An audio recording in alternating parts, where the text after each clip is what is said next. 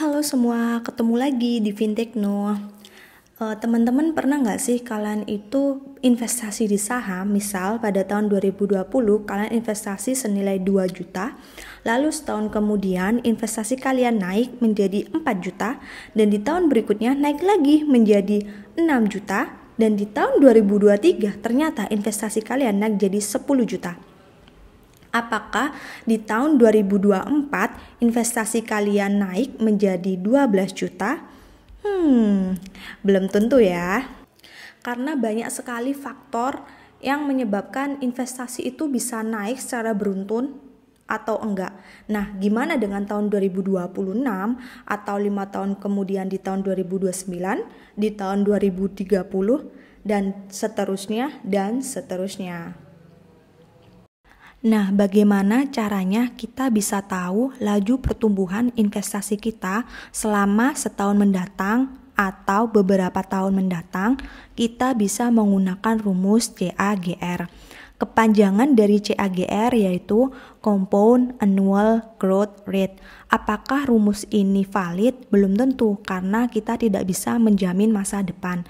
Namun rumus ini sangat bisa membantu para investor untuk memprediksi tingkat pertumbuhan per tahun selama rentang periode waktu tertentu. Rumus CAGR bisa kita gunakan untuk menghitung laju pertumbuhan dari EPS atau earning per share atau yang biasa kita kenal dengan laba bersih per saham. Yang kedua, juga bisa digunakan untuk menghitung tingkat pertumbuhan laba bersih operasional perusahaan dan juga bisa menghitung tingkat pertumbuhan penjualan perusahaan setiap tahun atau selama rentang periode waktu tertentu. Nah, di case kali ini aku menggunakan data EPS Bank BCA selama 5 tahun. Kenapa Bank BCA? Karena menurutku Bank BCA cukup stabil dan tingkat pertumbuhannya selalu menunjukkan tren positif atau grafiknya naik ya. Data EPS Bank BCA selama 5 tahun aku dapatkan dari laporan tahunan Bank BCA yang ada di websitenya ya. Jadi pada tahun 2019 EPS Bank BCA sebesar 232 per lembar, di tahun 2020 senilai 220 per lembar, di tahun 2021 senilai 255, dan di tahun 2022 senilai 330, dan di tahun 2023 senilai 395. Untuk menghitung rumus CAGR kita nggak usah ngitung secara manual karena sudah ada kalkulator otomatisnya. Tinggal kita ketik di Google CAGR kalkulator, kita klik ya yang cagr-calculator.net. Lalu untuk starting value-nya kita isi dengan EPS tahun 2019 senilai 232, untuk ending value-nya kita isi EPS tahun 2023 senilai 395, dan number of period-nya kita isi 5, ketemu CAGR-nya sebesar 11,23%. Nah, artinya kenaikan laba bersih per saham Bank BCA setiap tahunnya sebesar 11,23%. Sekarang, mari kita asumsikan kita memiliki uang pada tahun 2019 sebesar 10 juta rupiah. Jadi, modal tahun 2019 sebesar 10 juta rupiah ya. Dan harga penutupan saham pada tahun 2019 sebesar 6.685 per lembar atau setara dengan 668.500 per lot. Jadi, lot yang kita miliki yaitu modal dibagi dengan harga saham. 10 juta dibagi dengan 668.500. Hasilnya 14,95 lot atau kita bulatkan jadi 15 lot atau setara dengan 1.500 lembar. Jadi lot yang kita miliki sebanyak 1.500 lembar. 1.500 ini kita kalikan dengan EPS tahun 2019 sebesar 232, hasilnya 348.000.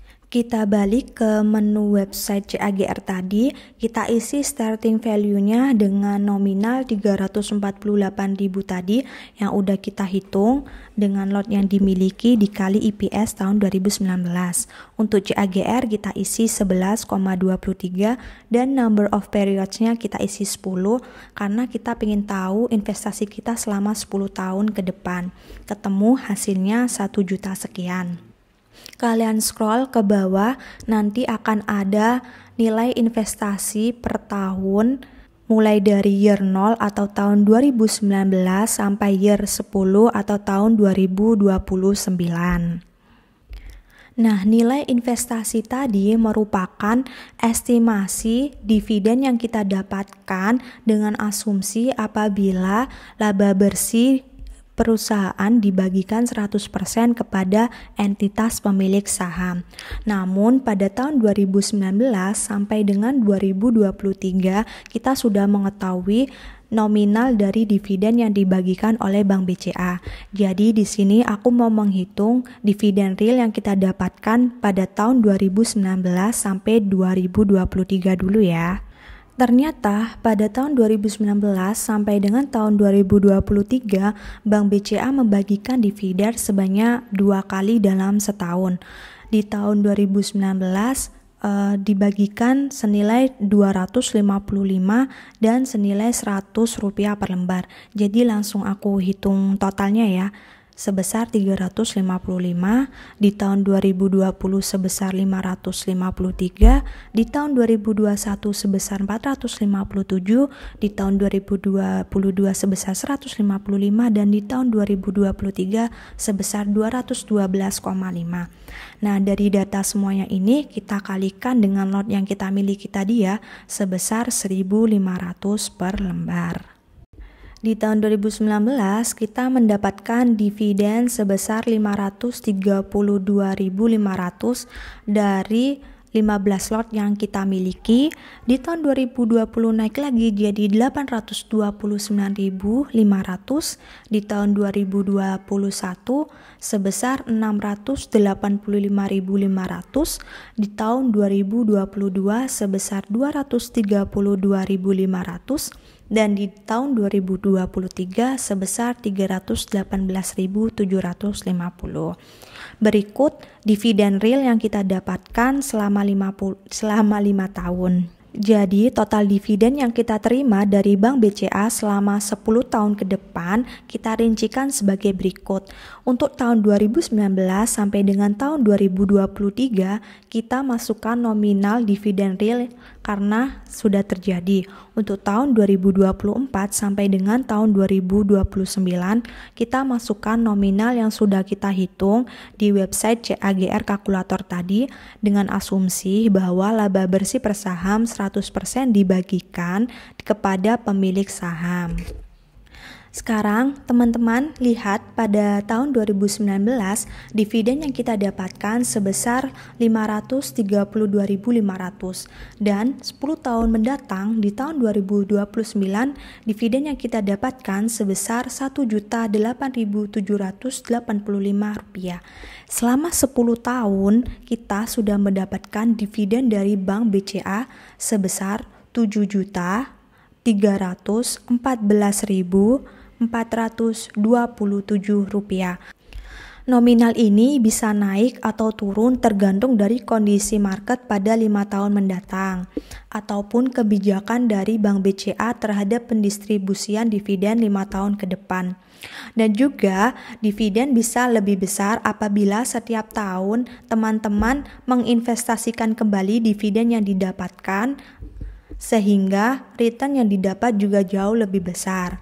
Semoga video ini bermanfaat bagi kalian yang ingin memprediksikan pertumbuhan investasi kalian di beberapa tahun mendatang. Terima kasih sudah menonton ya.